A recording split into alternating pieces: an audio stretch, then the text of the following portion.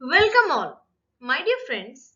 Let us continue our journey in the world of IPR by picking a section of the Patents Act 1970 as amended by Amendment Act 2005. Fine. So let us proceed. Once again, the same old slide. And I have kept this slide here also to just so that you can just recall and you can link up between the form, section and rule. Okay, because in my first lecture I have tried to establish a relationship between form 2, section 10 and rule 3 in this slide. Fine. And we have already discussed about rule 13. So in this lecture we will proceed with section 10 individually. Fine. So just for a refreshment, form 2 is provisional or complete specification, section 10 is contents of specifications, and rule 13 is specifications. Okay, so memory is refreshed now. Let us proceed to the next slide. The next slide depicts about section 10, which comes from chapter 3 of the Patents Act, and the title of chapter 3 is Applications for Patents. Okay, and here section 10 has the title Contents of Specification. Fine. Okay,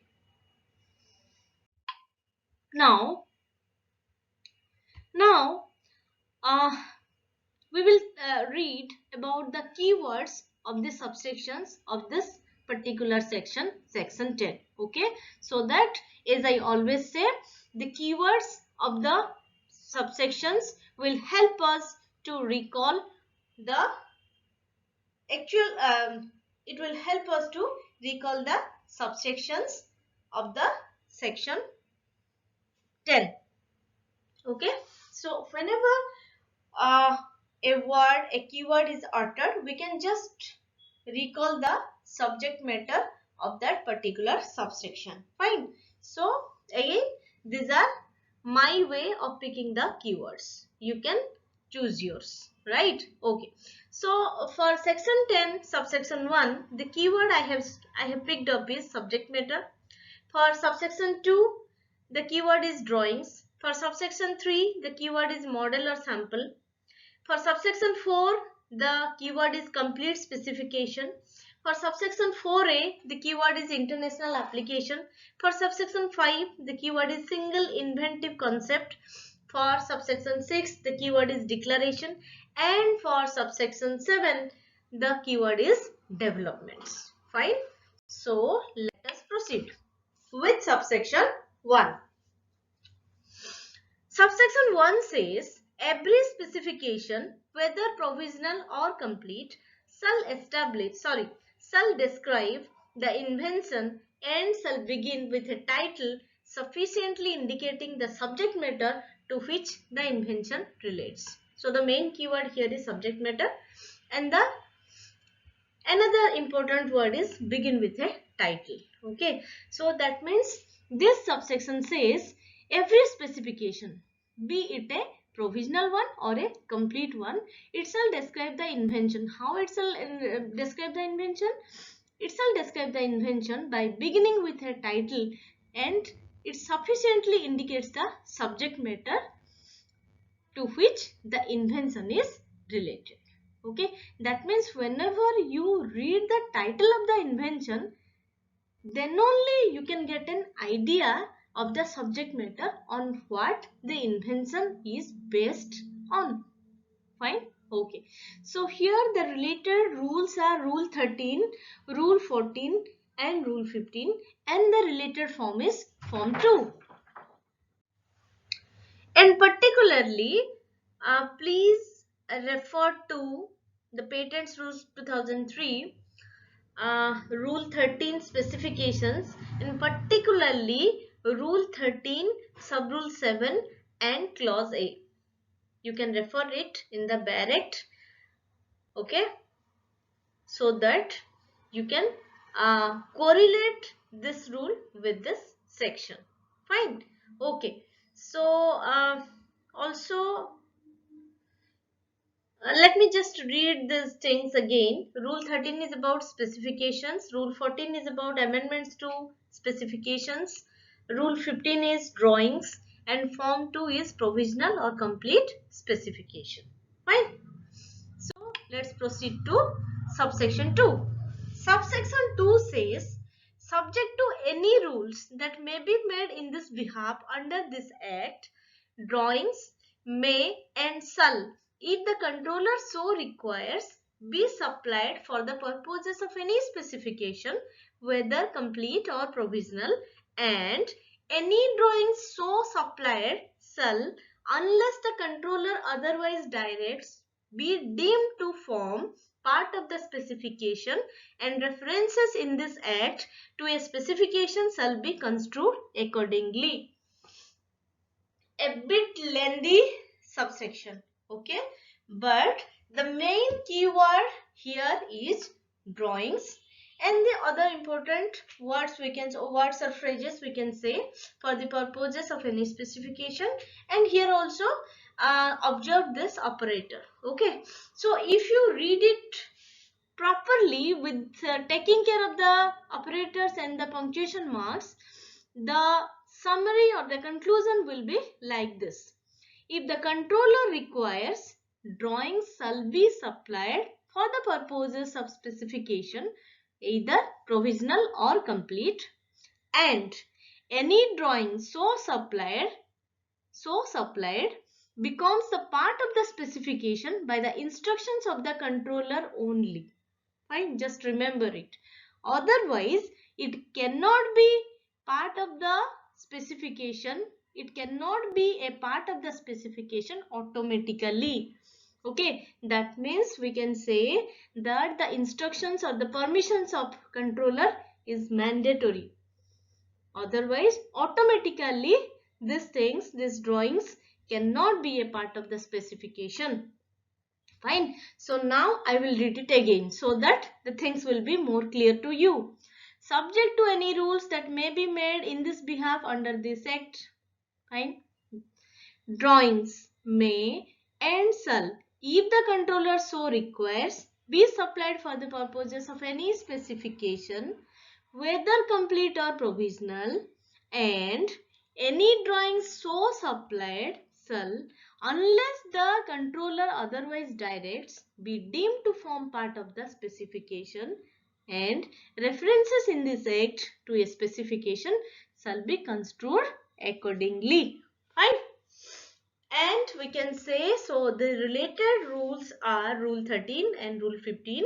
Rule 13 is, we know the title is specifications, and particularly please refer to Rule 13 sub Rule 4. Fine. And we know Rule 15 is about drawings, so you can refer this as well. Fine. So subsection 2 is completed. We'll proceed to subsection 3. Subsection 3 says, if in any particular case the controller considers that an application should be further supplemented by a model or sample of anything illustrating the invention or alleged to constitute an invention, such model or sample as he may require shall be furnished before the application is found in order for grant of a patent, but such model or sample shall not be deemed to form part of the specification. Fine. The main keyword is, we can say, model or sample. Fine. So you can refer to Rule 16 for this, because the title of Rule 16 is models, and the conclusion we can derive here is that the model or sample shall be furnished before the application is found in order for grant. Okay, such model or sample should not be a part of the specification. Okay, this is the conclusion. Again, I am reading it so that you will be more clear. Okay, just observe how I am reading. Fine. If in any particular case the controller considers that an application should be further supplemented by a model or sample, that means a model or sample is a desired thing as per the controller, right, of anything illustrating the invention.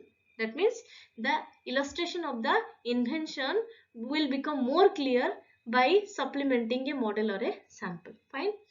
Invention, or at least to constitute an invention, such model or sample as he may require shall be furnished before the application is found in order for grant of a patent.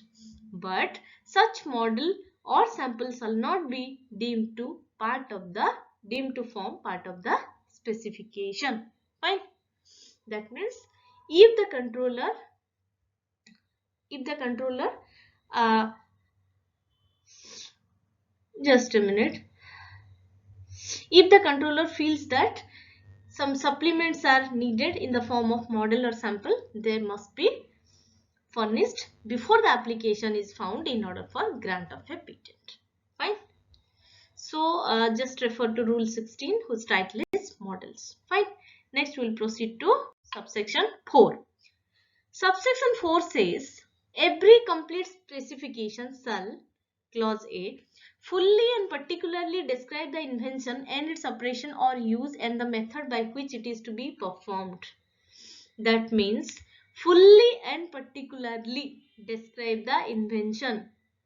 That means a complete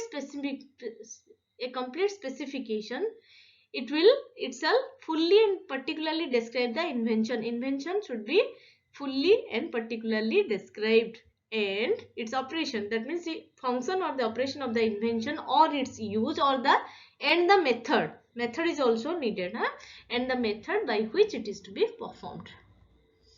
Fine. So this description is a must in a complete specification. Fine. Then clause B says, and yeah, for clause A, please refer rule 13 sub rule 7. Fine. Okay. Of the patents rules 2003. Then clause B says, disclose the best method of performing the invention which is known to the applicant and for which he is entitled to claim protection. And here the main, we can say the main important word here is the best method. So please remember it.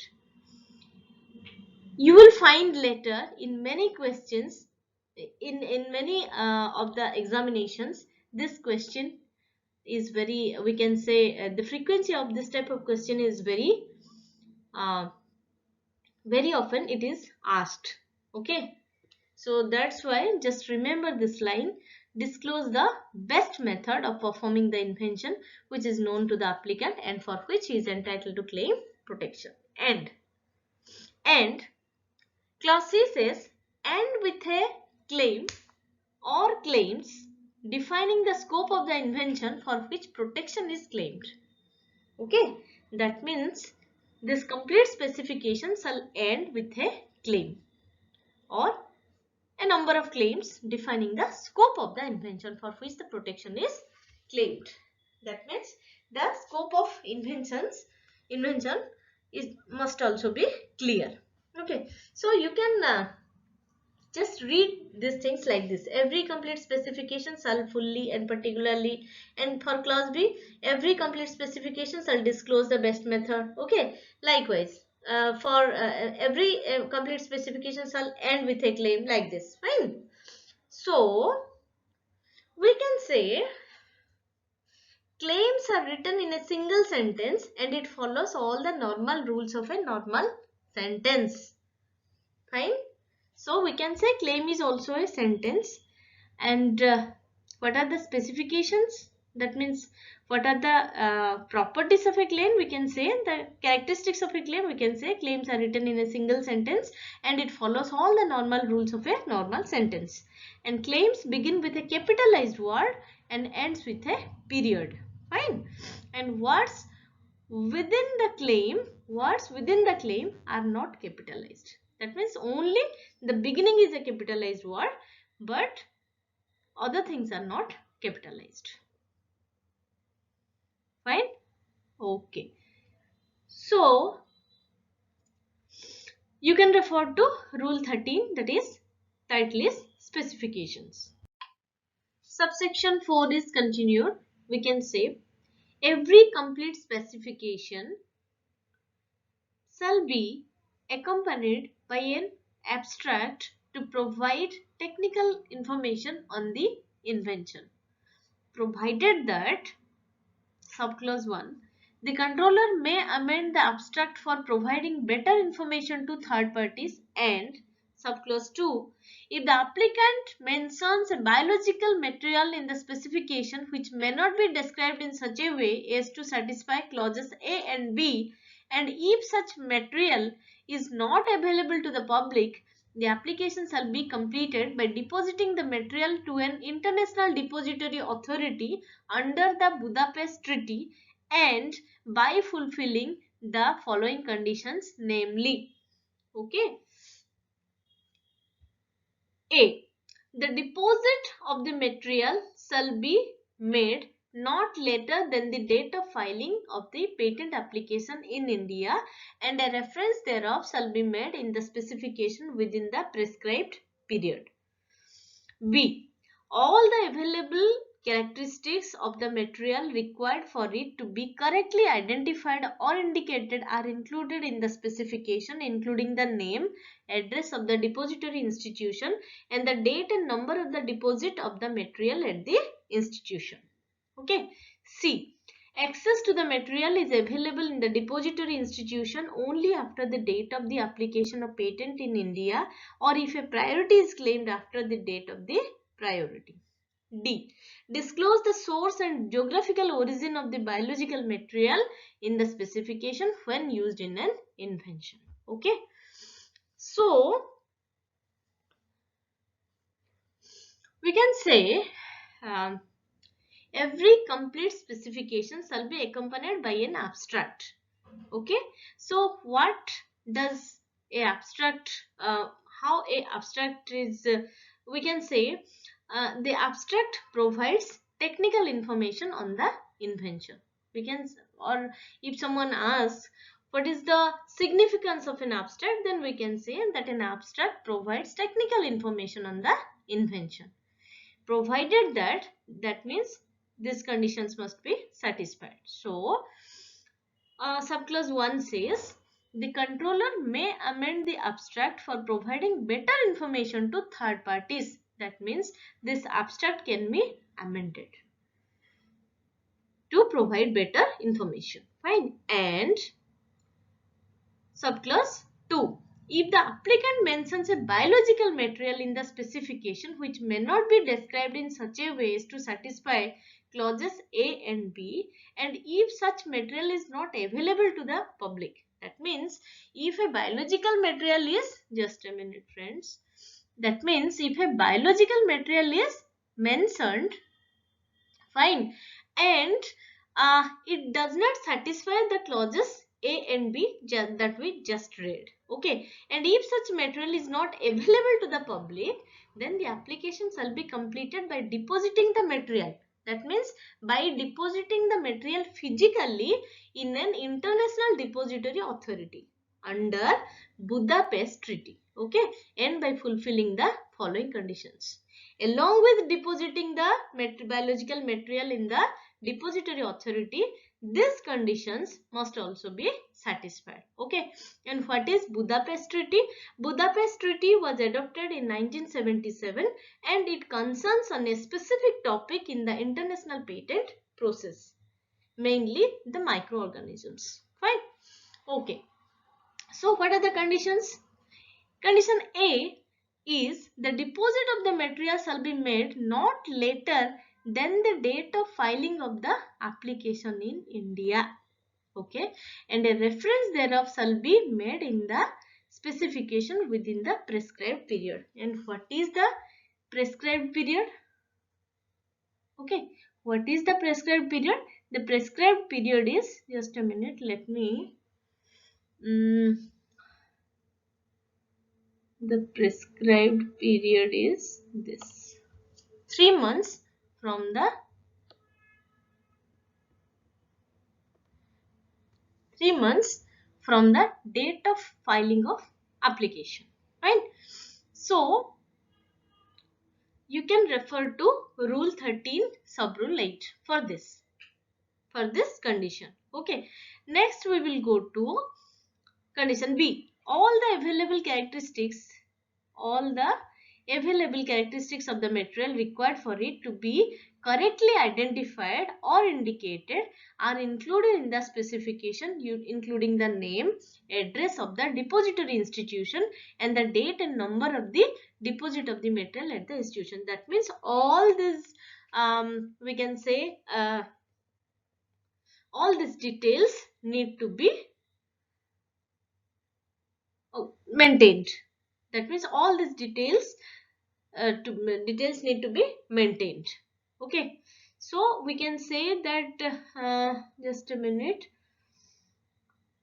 all the characteristics of the material required for it to be correctly it should be identified and indicated, okay, are is in the specification. Okay, and what it includes, it includes the name, address of the depository institution and the date and the number of the deposit of the material at the particular authority, right? Next, condition C. Access to the material is available in the depository institution only after the date of the application of patent in India, or if a priority is claimed after the date of the priority. That means after this dates only one can access the biological material in the depository. Right? Next, condition D is disclose the source and geographical origin of the biological material in the specification when used in an invention. Suppose a species is collected from the Himalayan region, for example. Okay, so the source and the geographical origin both must be declared in the specification. Okay. Okay, so you can refer to section 2. Title of section 2 is definitions and interpretation, and actually particularly for this subclause 1 you can refer to section 2 clause ABA, fine, and also you can refer to rule 13, that is specifications, and particularly for condition A please refer rule 13 sub rule 8, fine. So and here also please remember this one, this is the prescribed period. Prescribed period is 3 months from the date of filing. DOF is date of filing of the application, right? So I think we can proceed to subsection 4A. We can proceed to subsection 4A. 4A says, in case of an international application designating India, the title, description, drawings, abstract and claims filed with the application shall be taken as the complete specification for the purposes of this act. Okay, so we can say when an application is there and is designates India, that means international application designating India, here the title, description, drawings, abstract and claims all filed with the application and all shall be taken as the complete specification, right? So please refer section 7 for this, and the title is form of application, right? Next one is subsection 5. Subsection 5 says, the claim or claims of a complete specification shall relate to a single invention or to a group of inventions linked so as to form a single inventive concept. Remember friends, this is the key word. Shall be clear and succinct and shall be fairly based on the matter disclosed in the specification. Okay, again I am reading it. The claim or claims of a complete specification, it shall relate to a single invention, either a single invention or to a group of inventions as well, linked so as to form a single inventive concept. That means either a single invention is there or a number of inventions are there, but they are linked so much that the concept of the invention is same. That means we can say that there is a single inventive concept. Okay, and it shall be clear and succinct and shall be fairly based on the matter disclosed in the specification. Actually, this concept is unity of invention, and this is a very important and we can say a very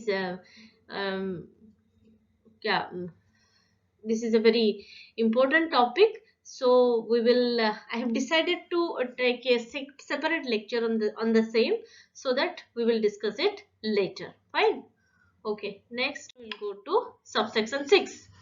Subsection 6 says, a declaration as to the inventorship of the invention shall in such cases as may be prescribed be furnished in the prescribed form with the complete specification or within such period as may be prescribed after the filing of that specification. Okay, that means again the term declaration as to inventorship. These things we have already discussed. So whenever you come across the thing declaration as to inventorship, just remember form 5, because form 5 is declaration as to inventorship. Okay, so a declaration as to the inventorship of the invention shall in such cases as may be prescribed be furnished in the prescribed form. Fine, in the prescribed form. Prescribed form is form 5 with the complete specification, okay, or within such period as may be prescribed after the filing of that specification. So please refer section 7 form of application, and particularly section 7 subsection 3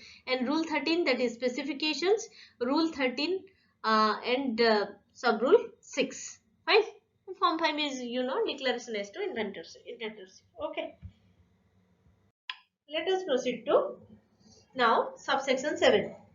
Okay, what is subsection 7? Subject to the foregoing provisions of this section, a complete specification filed after a provisional specification may include claims in respect of developments of or addition to the invention which was described in the provisional specification, being developments or additions in respect of which the applicant would be entitled under the provisions of section 6 to make a separate application for a patent. Friends, we know that we apply the provisional applications just to get a priority date. Okay, so as there is a long gap between the application of a provisional application and a complete application, normally there will be some developments or additional improvements. Okay, some more developments must be there. So this thing it is mentioned here. So a complete specification filed after provisional specification may include claims in respect of developments or addition to the invention, okay, so which was described in the provisional specification. That means some more things, more claims, more developments may be there in the complete specification. So being developments or additions in respect of which the applicant would be entitled, and with respect to that the applicant would be entitled under provisions of section 6. What he does, he makes a separate application for a patent. Fine. So that's why what is section 6? Section 6 is persons entitled to apply for patents is mentioned. And also section 54, we know that whenever the term improvement or some modification comes, we must remember or we must recall section 54 that we have already discussed. Section 54 is patents of addition. Okay, so here just I have just make a very simple flow chart. Just take a look here. Provisional specification, then comes the complete specification. There is a gap, time gap. Fine. So here the complete specification claims with respect to developments or additions to the inventions described in the previous application. Fine. Now the applicant becomes eligible to apply a separate application for a patent according to section 6. Fine. So this way friends, subsection 7 is also completed. So actually all the subsections, that is all the 7 subsections of section 10 whose title is contents of specifications are completed. And okay, so please go through my video, please go through the barracks as well, and if you have any compliments, any comments, please share in the comment box. Okay friends, so do you like it? I always ask the question. Okay, and please share your valuable views. Okay, thank you all. God bless you. Stay safe, stay blessed. Please like, share and subscribe. Jai Hind.